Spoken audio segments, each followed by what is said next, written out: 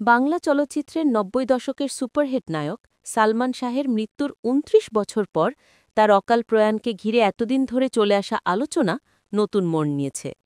প্রায় ৩ যুগ ধরে অপমৃত্যু বলা হলেও এ ঘটনায় হওয়া মামলার রিভিশন আবেদনের রায়ের প্রেক্ষিতে নতুন করে দায়ের করা হয়েছে হত্যা মামলা, যে রায়ের পূর্ণাঙ্গ কপি কাল বেলার হাতে এসেছে। রায়ে উল্লেখিত আসামি রেজভী আহমেদ ওরফে ফরহাদের স্বীকারোক্তিমূলক জবানবন্দিতে সালমান শাহ আত্মহত্যা করেননি, তাকে হত্যা করা হয়েছে বলে উঠে এসেছে।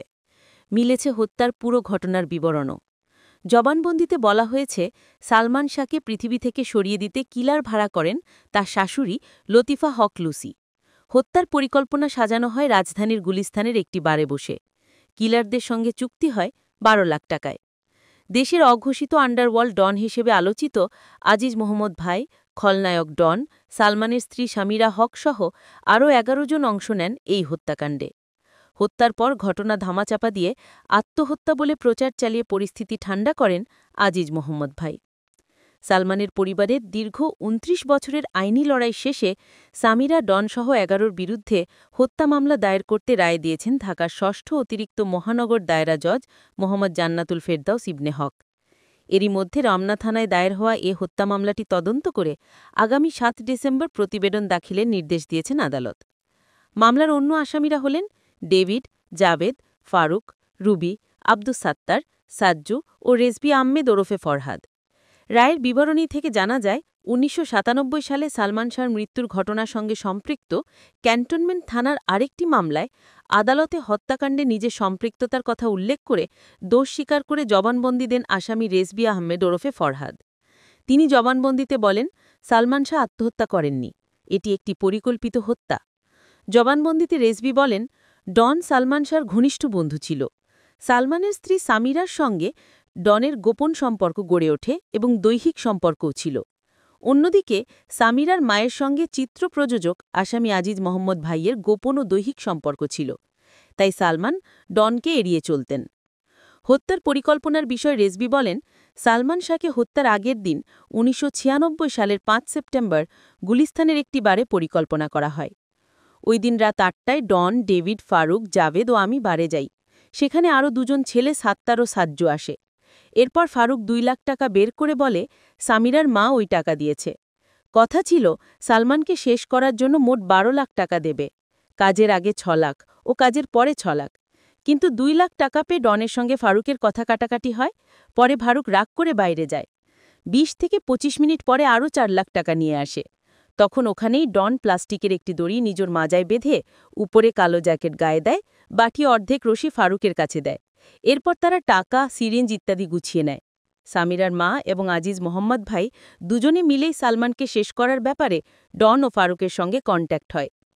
রেজভী আরও বলেন, এরপর ওই রাতে বার থেকে এফডিসি এসে শুটিং শেষে পূর্ব পরিকল্পনা অনুযায়ী রাত ১:৩০টার সময় আমাকে সালমান শাহর বাসায় নিয়ে যায় ডন। ওই বাসায় ডন, ডেভিড ও ফারুকের যাতায়াত ছিল বলে দারোয়ান কিছু বলেনি। আমার একটা trauma, it's a trauma, it's a mental pressure. আমার একটু ভয় লাগে, আমার একটু ভয় পাই, কারণ এখানে তো আপনারা জানেন যে এখানে একটা ঘটনা ঘটে গেছে, একটা বড় ঘটনা ৬ সেপ্টেম্বরে ইমনের সাথে। এবং আমি যে দৃশ্যটা দেখেছিলাম ওটা আমার মানে কোনোভাবে আমি আপনাকে বুঝাতে পারবো না বলেই হয়তো আজকে আমার বাসায় কোনো ফ্যান আমি রাখতে চাই না, কারণ আমাকে ওই দিনে নিয়ে যায়। সালমানের বাসায় লিফটে ওঠার আগেই ডান পাশে রুবি নামে এক মেয়ের রুমের দরজায় ডন নক করলে রুবি নাইটি পরা অবস্থায় দরজা খোলে। এরপর বলে, ও তোমরা এসেছ। তখন ডন রুবিকে বলে, আজিজ ভাই কোথায়? বাথরুম থেকে আজিজ ভাই বের হয়ে আসে। এরপর আমরা উপরে উঠি, আজিজ ভাই ৪ তলায় নেমে যায় আর আমরা ১১ তলায় নেমে সালমানের বাসায় যাই। দরজা আগে থেকেই চাপানো ছিল। দরজা খুলেই দেখা যায় সালমান বেডরুমে শুয়ে আছে, পাশে সামিরা নাই। তখন ডন, ডেভিড, জাভেদ, ফারুকরা মিলে সালমানের উপর ঝাঁপিয়ে পড়ে।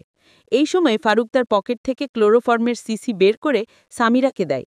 সামিরা তা দিয়ে সালমানের নাকের উপর চেপে ধরে। ডন সালমানের বুকের উপর গিয়ে বসে আর ফারুককে বলে, আজিজ মোহাম্মদ ভাইকে ডাকো।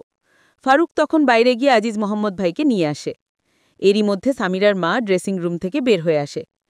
তখন ধস্তাধস্তি হচ্ছিল। সালমানের খুব শক্তি ছিল, ইঞ্জেকশন দেওয়া যাচ্ছিল না। তখন সবাই মিলে সালমানকে ড্রেসিং রুমে নিয়ে ডেভিড সালমানের পা বাঁধে। আজিজ ভাই ডনকে ইঞ্জেকশন দিতে বলে। পরে সামিরা পুশ করে, তার মা সামিরাকে পুশ করতে সাহায্য করে। পরে সালমান নিস্তেজ হয়ে পড়ে। ইঞ্জেকশন পুশ করার আগে আজিজ মোহাম্মদ ভাই ফ্যানটা সালমানের ঘাড়ের উপর ছুঁড়ে মারে। ড্রেসিং রুমে একটা মই ছিল, আজিজ ভাই আমাকে মইটা আনতে বলেন। আমি এনে দিই। এরপর তিনি দড়ি চান। তখন ডন নিজের কোমরের দড়িটা খুলে আজিজ ভাইয়ের হাতে দেয়। আজিজ ভাই নিজেই সিঁড়ি দিয়ে উঠে দড়িটা সিলিং ফ্যানের সঙ্গে বাঁধে। তাতে আমি সামিরার মা সাহায্য করি। পরে সালমানের পায়ে বাঁধা রশিটা খুলে বুকের ওপর উঠে গলায় চাপ দিয়ে রাখে এবং পরীক্ষা করে দেখে যে নিঃশ্বাস নেই। উপরের রশিটা খানিকটা ঝুলিয়ে রাখা হয় যাতে দেখানো যায় যে লাশটাকে ঝোলানো থেকে খোলা হয়েছে। পরে সালমান সুইসাইড করেছে এটা দেখানোর জন্য তাকে তেল মালিশ করা হয়, কাপড় ভিজিয়ে শরীরে রাখা হয়। এরপর যে যার মতো চলে যায়। আমিও ফরিদপুর চলে যাই। এরপর কারো সঙ্গে যোগাযোগ হয়নি। কিছুদিন পর ডনের সঙ্গে ঢাকায় দেখা হলে আমাকে জানায় দুশ্চিন্তার কোনো কারণ নেই, আজিজ মোহাম্মদ ভাই সব ঠান্ডা করে দিয়েছে। পরে আমি বাড়িতে গেলে ১৯৯৭ সালের ৪ জুলাই ডন ও ডেভিড আমাদের বাড়িতে আসে। ডন আমাকে বলে কেসটা আবার নাড়া দিয়ে উঠেছে, যেহেতু আমাদের সঙ্গে ছিলে এখন আমাদের সাহায্য করতে হবে। আমাকে তারা প্রয়াত চিত্র পরিচালক আলমগীর কবিরের ছেলে লেমিন সেজে সালমানের বাবা মায়ের বাসায় যেতে বলে। এরপর গভীর রাতে ঘুমন্ত অবস্থায় সালমানের ছোট ভাই বিল্টুকে অপহরণ করে সালমান হত্যা মামলা প্রত্যাহার করা হবে বলে পরিকল্পনা হয়। তবে ওই বাসায় লেনিন সেজে গেলে আমি ধরা পড়ি। সালমান আত্মহত্যা করেনি, এটি একটি পরিকল্পিত হত্যাকাণ্ড। শুধু আসামি রেজভি নয়, আসামি রুবিও স্বীকার করেন এটি একটি হত্যাকাণ্ড। আদালতের পর্যবেক্ষণে আরও বলা হয়, রেজভি আহমেদের দোষ স্বীকারোক্তি অবজ্ঞা করার আইনগত কোনো সুযোগ নেই। তিনি জবানবন্দিতে ভিকটিম সালমান শাহকে হত্যা করার কথা বলেছেন। কিন্তু ওই স্বীকারোক্তির পরও পুলিশ কর্তৃক সালমান শাহকে হত্যার অভিযোগে কোনো এজাহার দায়ের করা হয়নি। এতে আইনের ব্যত্যয় ঘটেছে বলে আদালত পর্যবেক্ষণে বলেছেন। একই সঙ্গে ১৯৯৭ সালে সালমানের বাবা করমউদ্দিন চৌধুরীর হত্যা মামলা দাখিলের আবেদন ও আসামি রেজভির স্বীকারোক্তির অনুলিপি সংযুক্ত করে রমনা থানায় হত্যা মামলার এজাহার দায়ের করতে নির্দেশ দেন আদালত।